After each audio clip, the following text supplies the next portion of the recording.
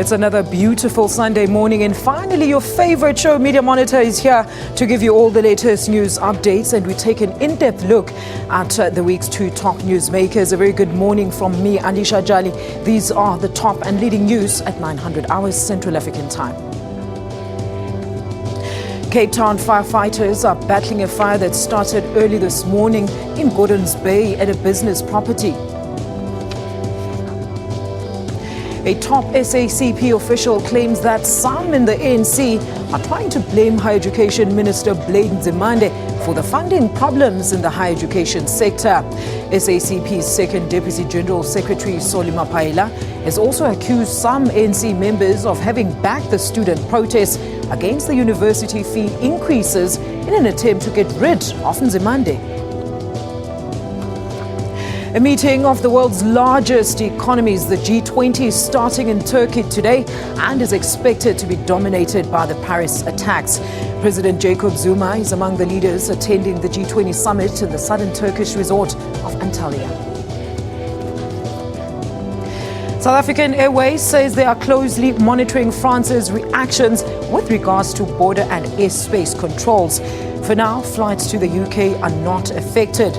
Crowds have gathered in Paris for a huge memorial service. Yesterday, French President François Hollande declared a 3-day national period of mourning.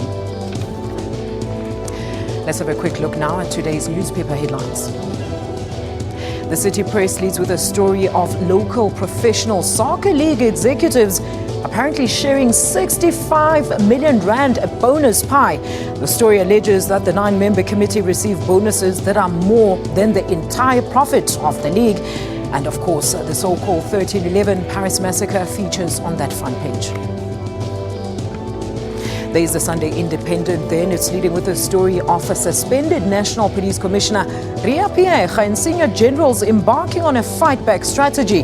Well, this comes after a damning report by the Minister of Police accusing the Commissioner of fraud and perjury. And the Paris terror attacks also in the headlines there. The Sunday Times is leading with a story about the suspended National Police Commissioner, Ria Pierre, claiming that she's not a liar. The story says the embattled commissioner has accused her detractors of wanting her out of the way so that they can loot police funds.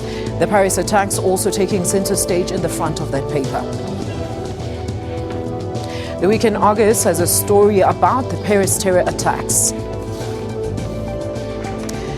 as well as the Sunday Tribune there, also leading with the terror attacks, saying world leaders unite to tackle the terrorist movement ISIS.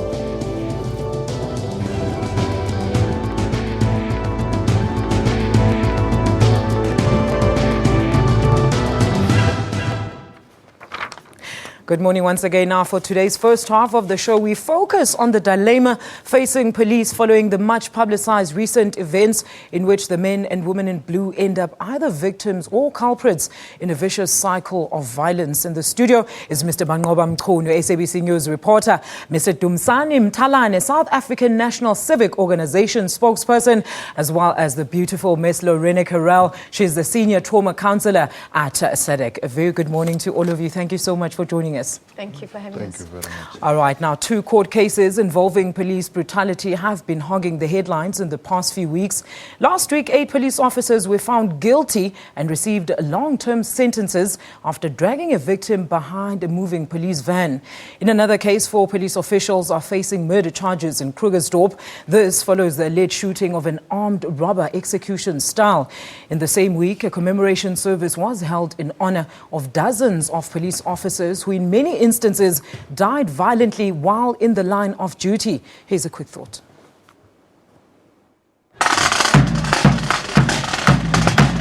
A final tribute to fallen police officers. Families and colleagues remembered those who died last year. 9-year-old Travershan Naidu lost his father in February this year. Detective Sergeant Trevor Naidu was killed in Orange Farm while patrolling. And as the numbers continue to rise, more families will be devastated.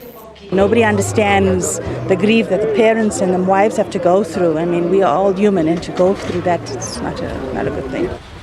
But police bosses have urged members not to be disheartened and encouraged them to remain true to their badge and continue to protect and serve citizens with pride. This government has given you tools, vehicles, handcuffs, blue lights, firearms to defend us. First, begin by defending yourself so that you can defend us. This year alone, more than 60 police officers lost their lives across the country. There should be an unprecedented outcry from all sectors of society condemning the brutal murder of our police officers as well as the shooting of our officers.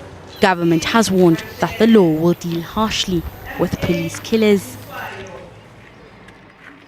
All right, Lorena, I just want to start with you. Quickly explain to us the kind of work that you do. I think it's very important. Right, basically we do telephonic counselling at SADAG.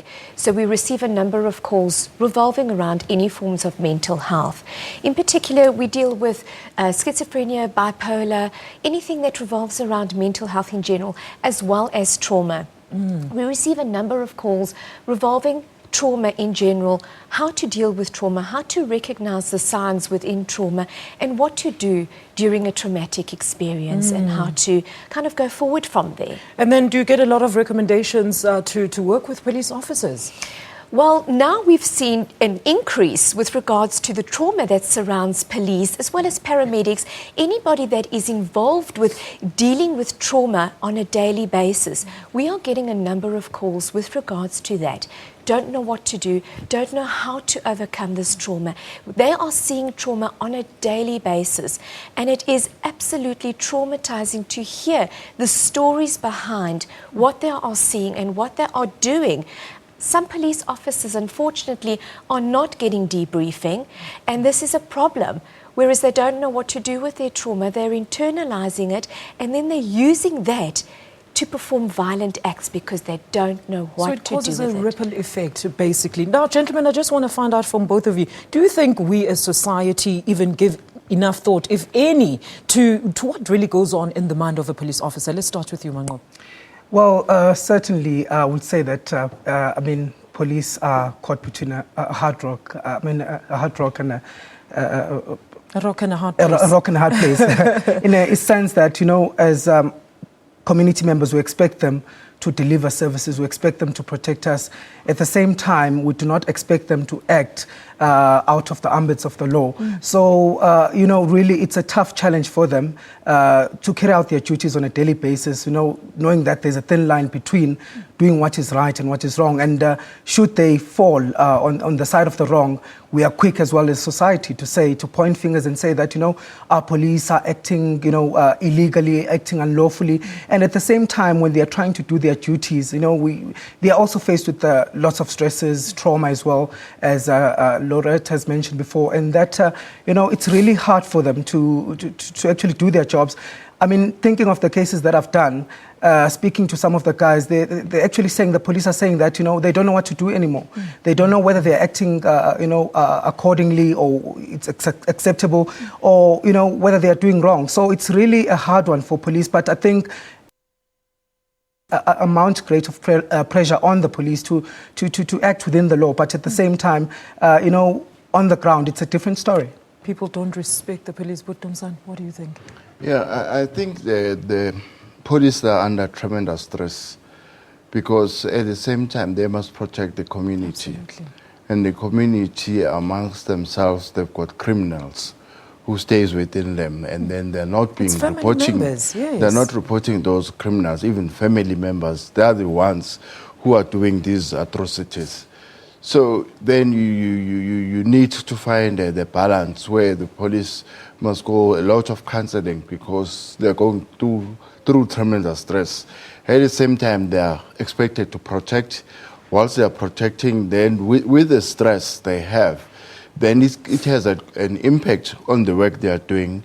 At some stage, the stress come out at the wrong time with the wrong person, and then that's when they're starting to get blamed that, no, the police are wrong, what. But it's the stress, level of stress, it doesn't come out there and then. It comes out at a certain time. Now, it comes out at a time when that person who's in front of the police hasn't done anything that bad, but that thing comes up at that time, then that's where you find that they do the wrong things at some other stages. Look, let's expand on that. And the real issue here is, of course, that relationship between the community and the police, and also how we judge them. Is it fine, is it fair for us to judge the police the way that we judge them, looking at the current situations? Manqoba. Well, I'll say it's very hard to say. As I said, there's a very thin line between breaking the law and doing what's right. So, the amount of pressure that is put on the police is certainly, something that also plays a role in this. And the way that we as society reacts to the way that they carry their jobs, it's really a hard place for the police. And, it really says that, there needs to be some sort of a system in which maybe the police need to look at, retraining some of the police members, or even starting programs where they can, get to talk with the police and get to understand some of their stresses and, and deal with some of those issues on a daily basis or even, on a weekly basis. So certainly there are structures that need to be looked into by the police, top officials, to say how then do we see and understand what these members are going through on a daily basis. Lorena, the issue of training. All right, let me start with Dumisani. We'll get to you just now. Dumisani, the issue of police training, do you think that is something that really is contributing to this dilemma? I think so. You see, you might find that there's pressure that you should produce so many police this year. And that pressure means that you might be in a position to do a quick course so that you must produce. And then this component of the pressure and whatsoever that is not being dealt with it properly, that how do you manage yourself when you come under extreme pressure? So I think then even they've gone through the training, but there should be courses where they do retrain and retrain and retrain. On daily basis, there should be training. That's what it's all about. It doesn't end with the college. It should be something they must be able to assess how they're coping, whatsoever, they retrain. Because there are always dynamics, new dynamics, and every day, so they must be able to cope with those dynamics. Like as it is now, we can see our country, how is it now? So it's at another stage, so they've got to be trained to be able to keep deal up with the times. To keep up with the times. It's not just that you have been trained, then it's out, it's finished. You right. No, you must go for retraining and assessment. Like you say, you monitor and evaluate each and every time so that you assess whether you're ready with the situation. Like I'm saying, you look at the time where you are, like they're managing the students there, that, and then they performed the good work because nobody was hurt there, but you'll understand how many students, the youngsters, the manner they managed, that it was outstanding. That nobody died, nobody was hurt, all that, you see. Look, Lorena, do you think, police can really train for the inevitable? And to what extent are these police officers then affected by these frequent attacks on their lives? Every single day. You've got to remember that being an officer of the law takes passion. It's a calling. It's a special calling. They are there, they are in the front line each and every single day. And it is so important that communities, people socially stand together with our police. They have got to be physically, mentally, but emotionally ready as to what is to come each and every single day. Once again, they're putting their lives in front and before everybody. So they don't know whether they're going to go home to their families tonight. So they are making and having to make decisions on what is going to be happening that morning, that afternoon, or perhaps that evening, for instance. Whether, you go in, is it my life or is it yours? I'm there to protect you. But what's going to happen, during the attacks? Are we going to put our lives forward for who? For a criminal, perhaps? Maybe somebody who has no respect for the law or no respect for our police?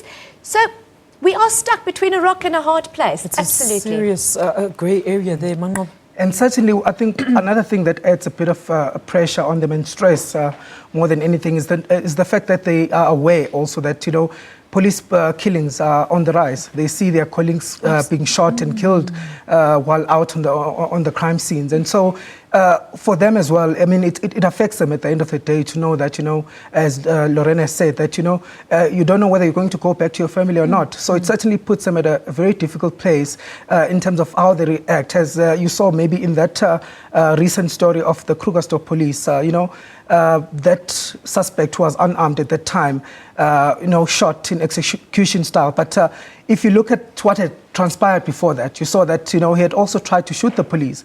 So, they felt that they were being attacked, and knowing that they are being targeted by criminals, it really places them at a hard place. Absolutely. The first reaction would be to retaliate. Now, here's a quick question here, and it's a very important one. Is the macho mentality a myth or fact in the police force? Who wants to start with that one? Dumisani? Can you repeat the question? Is the macho mentality a myth or fact in the police force? When we talk about the status of the policeman, he's seen as the savior, as the protector. So if he asks for counseling, he won't get that promotion. Do you ever hear anything about that? What do you think about that? I think the police, like we said, they are caught in between, and at the same time, when it comes to assessment, your stress becomes part of your performance, and then it becomes a problem that if you're not counseled now, you won't cope. Now, when they assess you, once you're under stress, then you lose what you're looking for, because your mentality is not right at that time, so it affects you. Whoever assessing you or interviewing you will say, no, this person will not be able to perform this job. So it's a hindering factor from their side. Should they be macho though, Lorena? The fact remains is that these officers are really, really stuck because they do need the debriefing. Absolutely. They see so many things which breaks them emotionally. And having to go to either your superior or your head of department for that matter and say, I need debriefing, they are looked upon. They're looked down, in fact, as weak. As you know what, you are an officer of the law. You need to be strong. You need to be macho. So therefore, you need to deal with everything. We are all humans. We see certain things that affect us emotionally. And it is of vital importance that anybody who is providing the service, especially our police officers, they do need the counselling. Because very often what happens is that when post-traumatic stress disorder is not managed and it is not sorted out, they generally do what? They take their service pistols and they start wiping their families out, and that's the suicide behind it. All right, we're going to leave it there. We're going to be back for more right after this short break. Do stay tuned to SABC News here on Channel 44.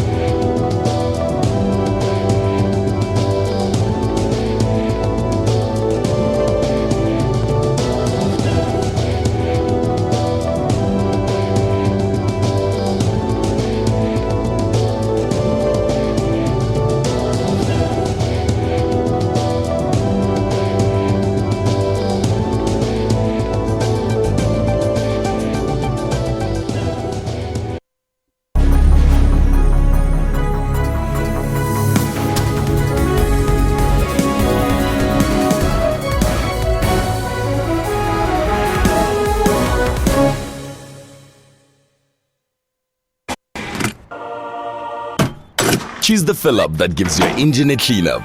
Choose BP Ultimate Fuels. BP, go your way. Very good trade relations with Germany. It is a question of how do we deepen them. But what is also important is that Germany plays an important role in the European Union. It is also a leading economy. But what is also important, Germany is also looking up to Africa in general, and South Africa specifically, because we have got a very good history between the two countries. There are a lot of German companies in South Africa, about 600 companies, which are working very well. And therefore the possibility to expand and deepen that relationships are very big.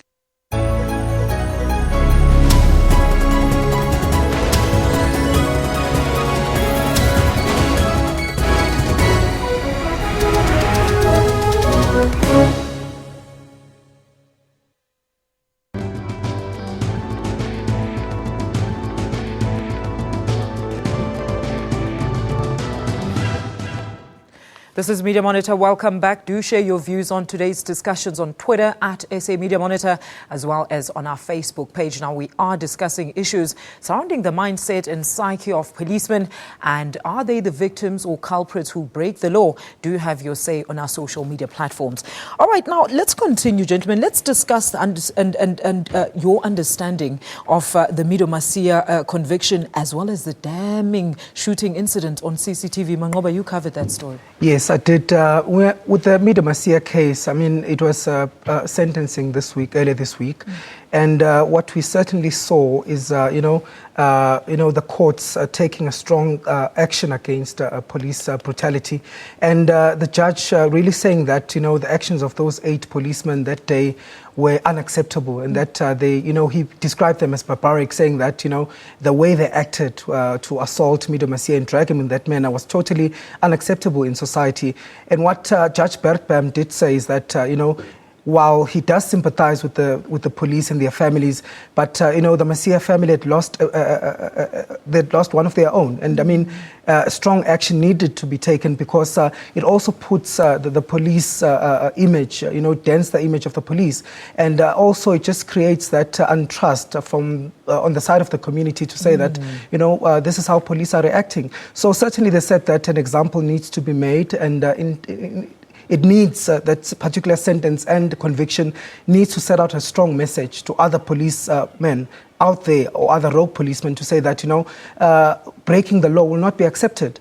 And to say that, they need to really look back into why they are policemen, and which is to protect and serve the community, and the abuse of their power and abuse of communities will not be accepted. So that is basically the message that was relayed there at the court in Pretoria. But then on the issue of the Krugersdorp policemen, again, they were refused bail this week. I mean, that also shows that, the courts are not going to be sympathetic to such actions, and that they are really going to ensure that, those who are behind it are brought to book. That's basically what we got a sense of from the courts. Lorena, what did you think of these 2 cases? Wow, it really, really was very, very hectic case. However, I do agree. And it's not easy to make a judgment, an outright judgment, to say this one was wrong, that one was wrong. Absolutely. Look, we can't point fingers. What society and what communities are hoping for is that these individuals, or let's call them the police perpetrators, need to be brought to justice. Absolutely. Because it is sending a message out there that if we as society, if we as community members, if we have no faith in the police, then what faith do we have in the justice system? So by law, they should be convicted, they should be brought to book, sentenced, and this will give a positive message to the community members to trust our police officers. Dumisani? I think if you look at what happened with the sentencing, it shows that nobody is above the law. Absolutely. And what is also good is that we always told as communities that we should not take law into our hands. Yes. So what happened there, it shows that even police, they do something wrong, they also get sentenced. So it means even the communities must not be in a position to take law into their hands.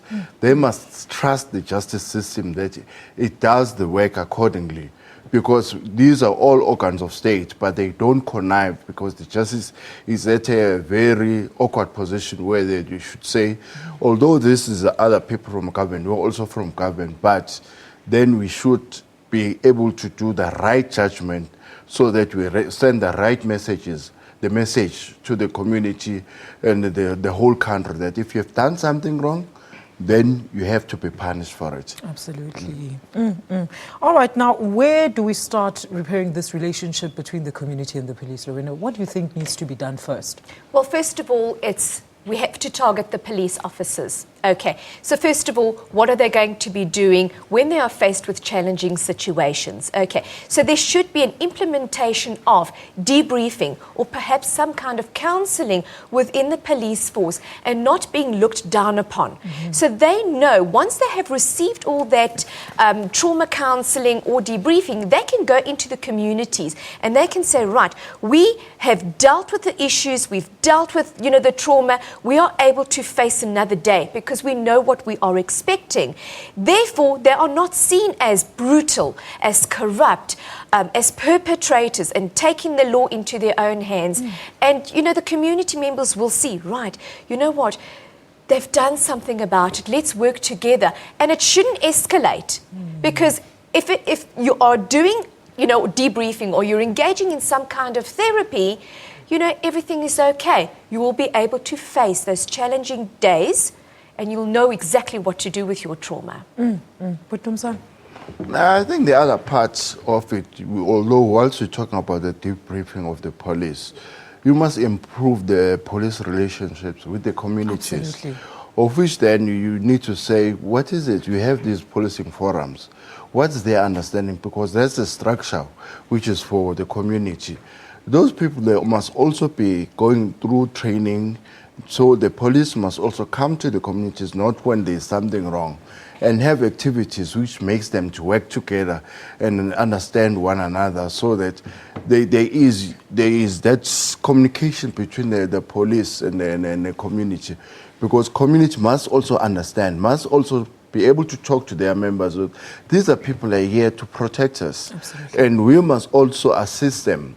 Like we're keeping the revolvers in our homes and illegally, but we expect the police to perform a good work. So we must also be able to talk to the community. The community must also be part and parcel of this problem we are faced with. The culprits, mostly in most cases, they are the culprits because they are the ones keeping the guns, the drug, everything there is within the community. If the community can't be in a position to be an assistance, like you say, my friend has got an AK. That AK is not supposed to be there. I've got to report.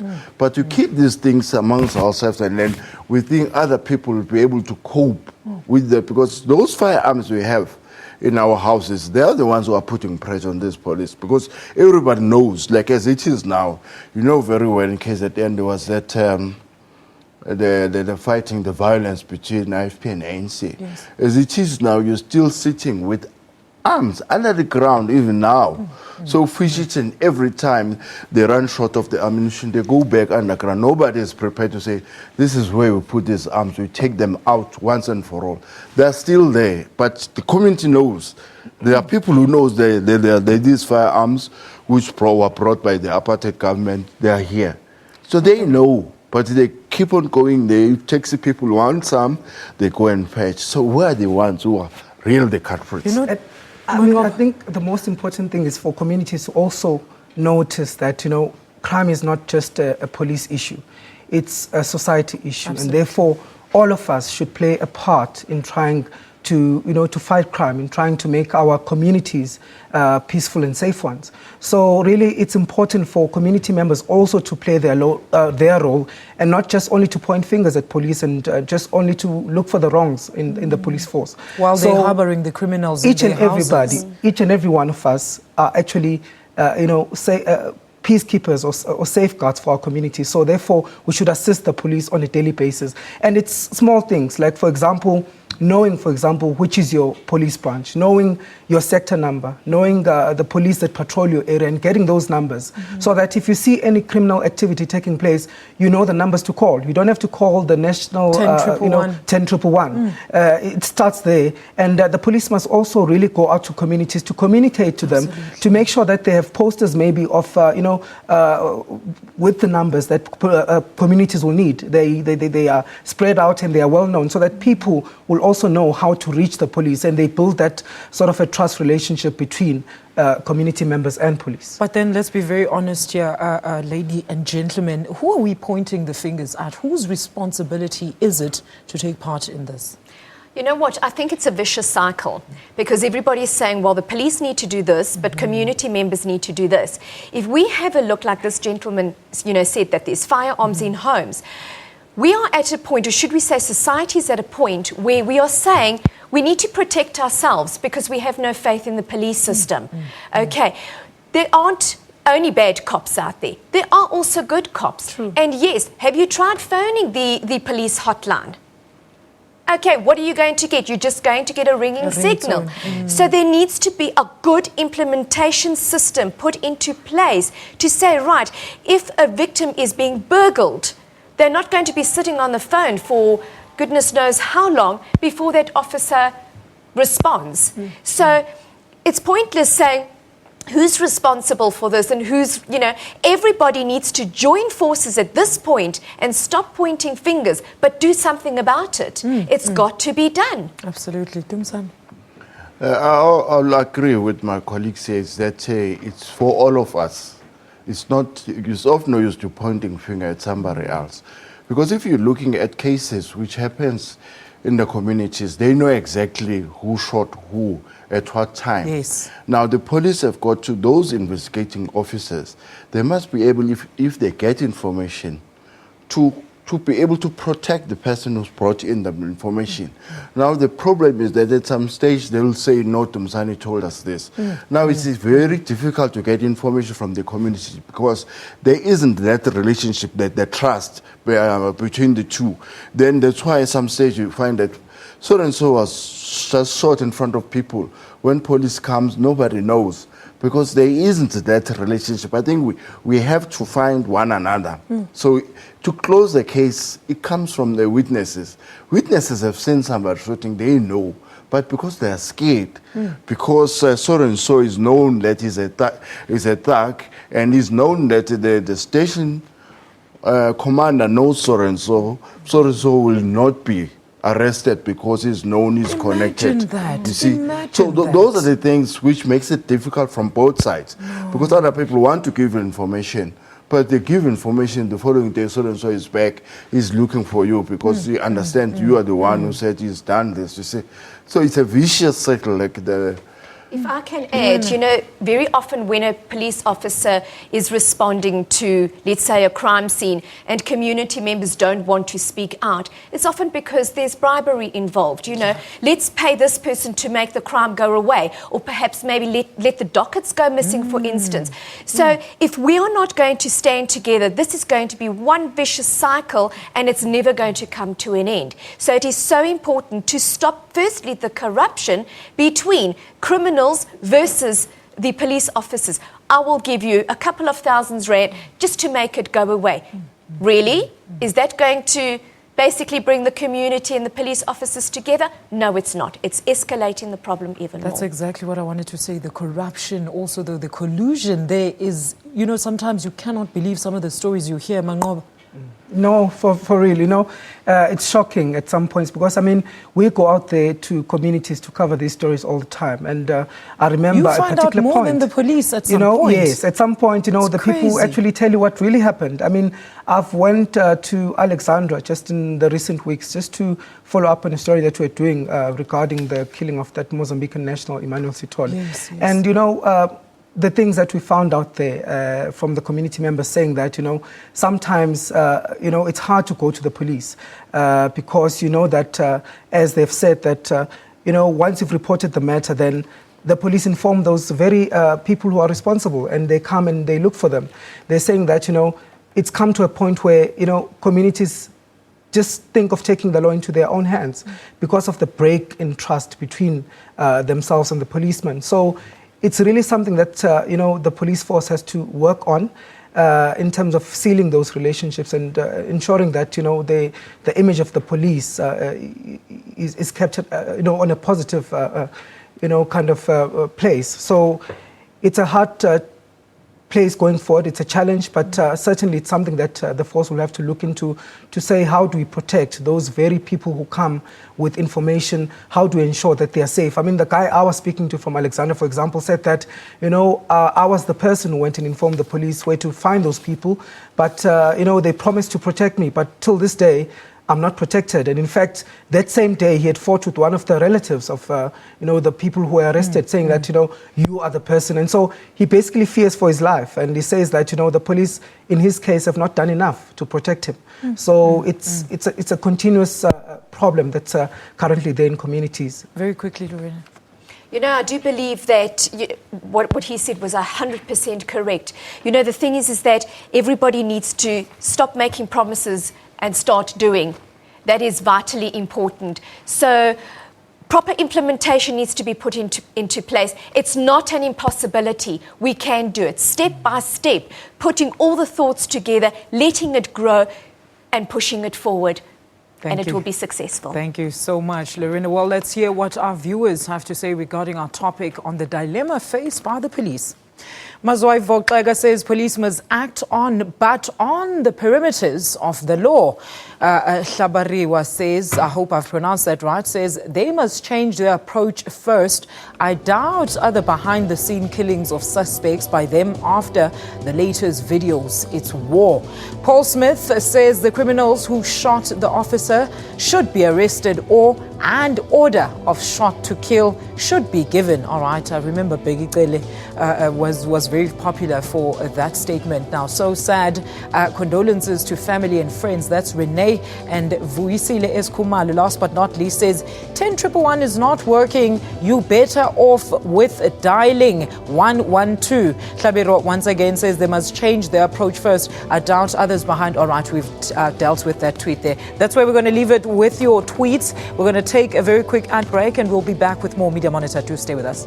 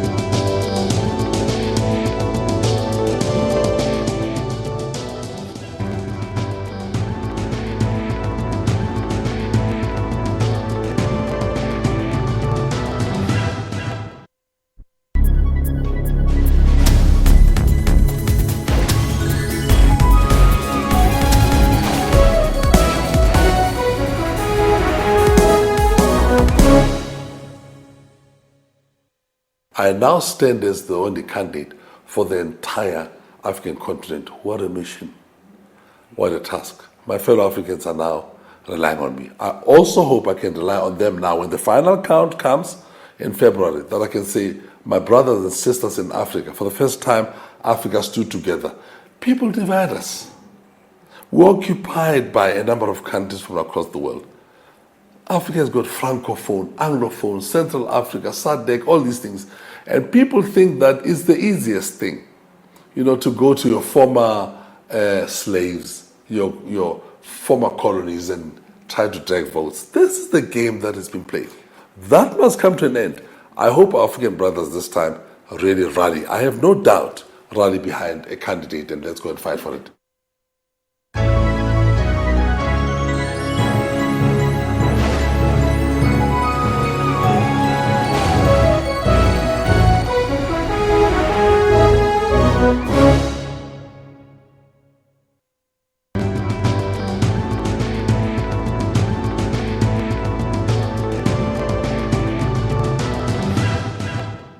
Welcome back to Media Monitor. Rural villages and small towns have struggled without water for years, but now cities and provinces are facing the task reality of taps running dry.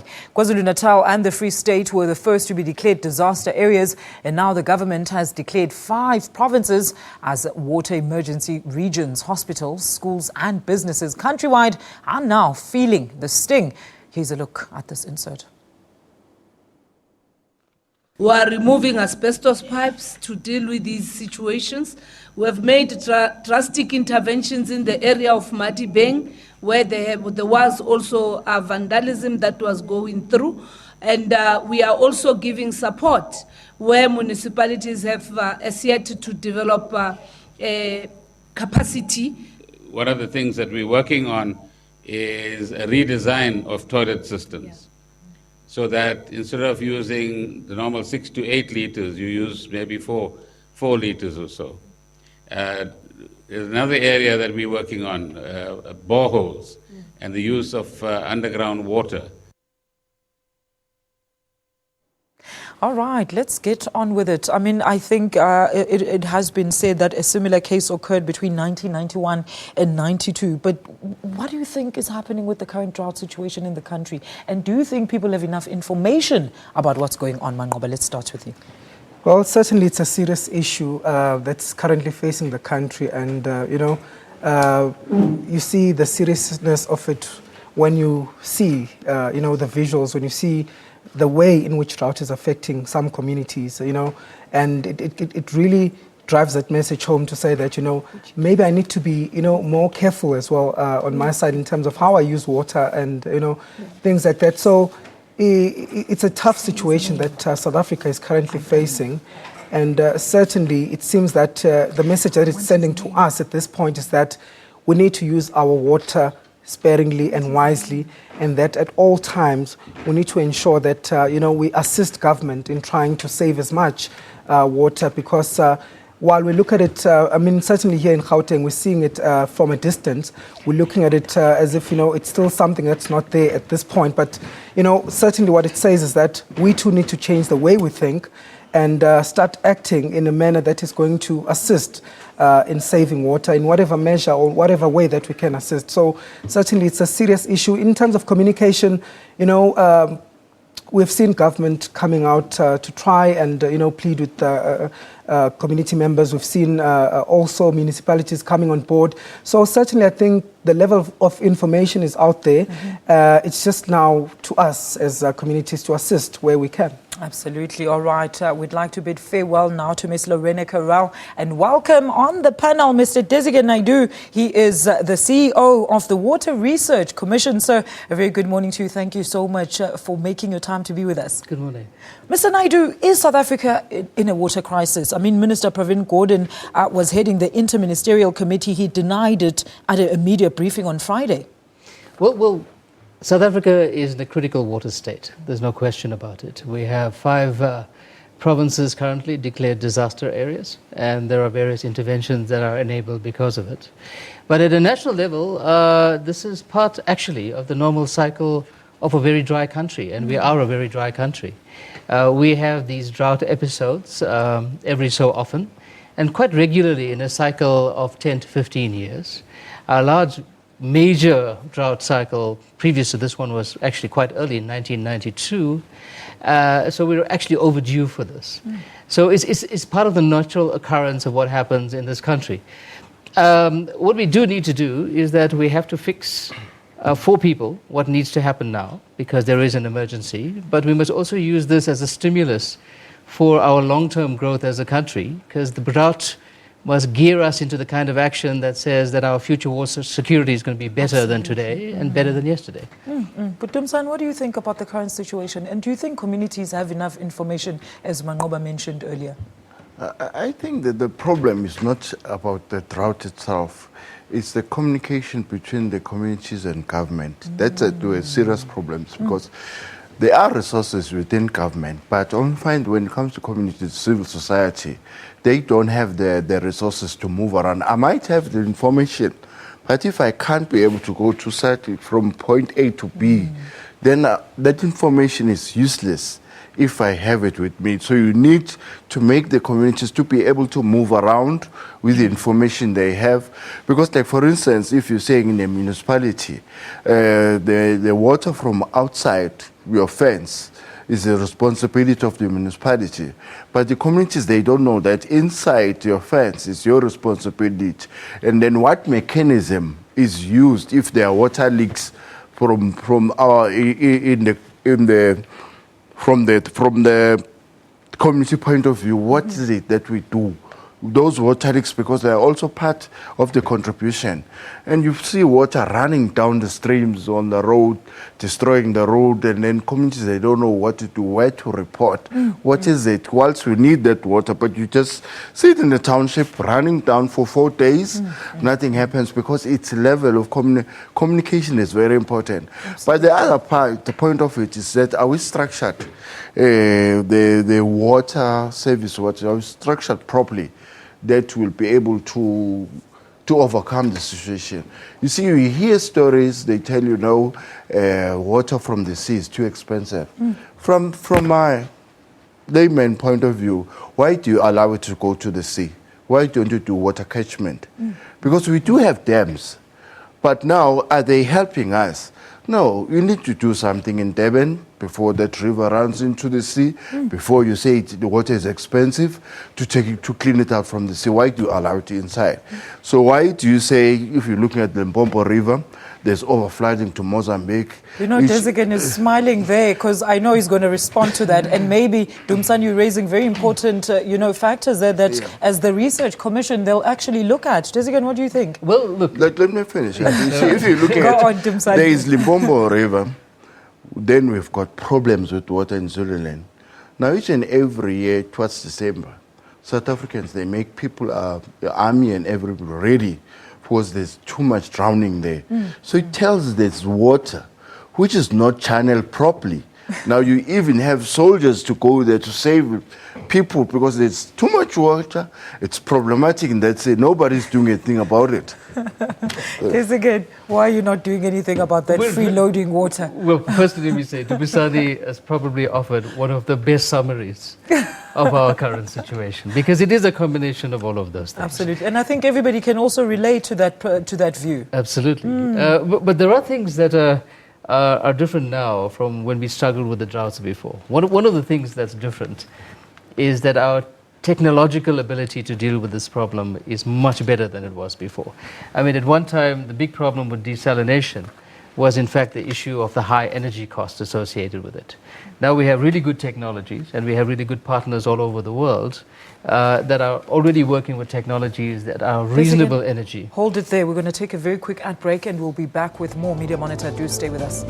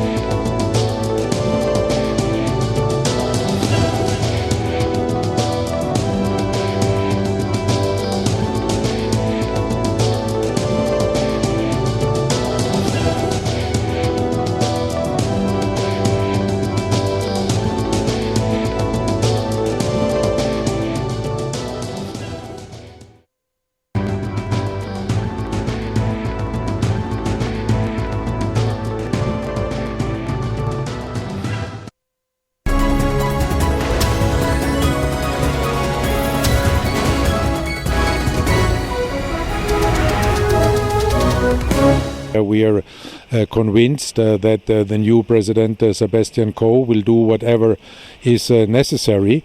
And then I think also Russia will cooperate there to make progress and to be sure that Russian athletics is compliant with WADA, and this is what it needs to be in order to participate in the Olympic Games.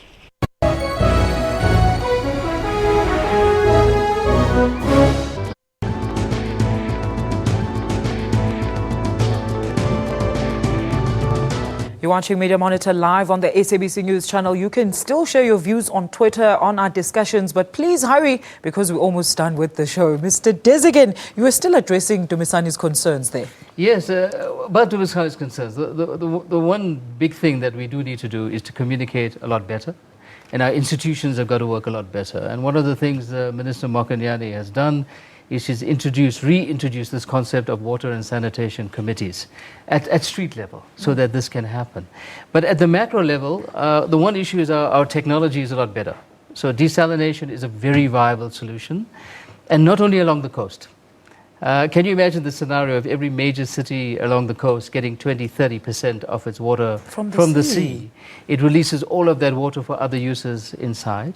And inland, we have large reservoirs of brackish water, like acid mine water, for example, that can also be desalinated to add to the mix. But the really big hits in the system that we're looking at in the shorter term, one is dealing with unaccounted for water. We have 37% unaccounted for water in our municipalities. How can water be unaccounted for, Mr. Naidu? Well, it's a combination of things. The biggest thing is that it's not being sufficiently metered and billed, and the money is not being recovered. We lose 7.2 billion rands a year just in the municipalities. But 25% of all of that is actually leaks. So the War on Leaks campaign has the potential to put 25% more water back into the system immediately. The other big hit we're looking at is new sanitation. That's exactly what I was going to ask you, Mr. Naidu, but please go ahead. The sanitation issue has two problems to it. The one issue is the state of our current wastewater treatment plants. We have to get that into a much, much better space. And that will deal with not only water quantity issues, that will deal with water quality issues, it will deal with illness issues, etc. But the new sanitation goes beyond that. It says that in the 21st century, we can't use a 2,000-year-old solution around the way we deal with sanitation. Absolutely. So waterborne sewage is for yesterday. Tomorrow is about low water sewage and no water sewage. If we manage to get into these solutions, we can put another 30% of water back inside the system. So you can see that our water security will be in a much, much better place with these kinds of interventions. All right. So Manqoba was just talking about, he's a journalist, so he's busy feeding me information. We're talking about, and you did touch on it a little bit, Desigan, the fact that a lot of people blame our sewage plants as being the biggest contributing factor to the unaccounted for water. I mean, what is happening with the old infrastructure? Are you going to rebuild? Well, the issue with our sewage plants is complicated. One of the issues is that some of them have actually been over-designed for where they sit. And because they're over-designed, they're not working with the right levels of efficiency. So that is now being addressed around organizing for higher levels of efficiency. But we need really good human capital to run those plants.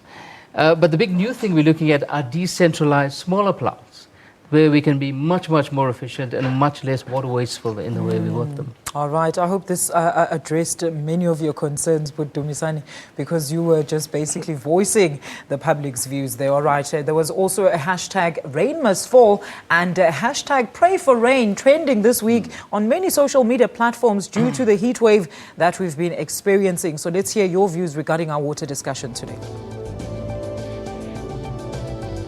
Voisile Khumalo says farmers should be assisted to diversify their crops. You know how, and infrastructure to harvest water and skills development. Mazwai Voqega says the decline of maize production, the increase of hunger in South Africa, and the higher mortality. This is bad. Mazwai Voqega, once again, this will also lead to retrenchment. This is not good. it's a triple effect. People just think, if we don't have water, we can't use certain amenities, and it actually goes further than that. Gentlemen, thank you so much for joining us here on Media Monitor and being part of our show this morning. And that was Mr. Desigan Naidu, and he's the CEO of the Water Research Commission. Thank you so much for choosing Media Monitor today. This has been a live broadcast from our SABC studios here in Johannesburg. We are back next week Sunday for another special broadcast of Media Monitor. Do find us on YouTube, Facebook, as well as Twitter. I'm Alicia Jali. This is SABC News. Do enjoy the rest of your Sunday. Goodbye.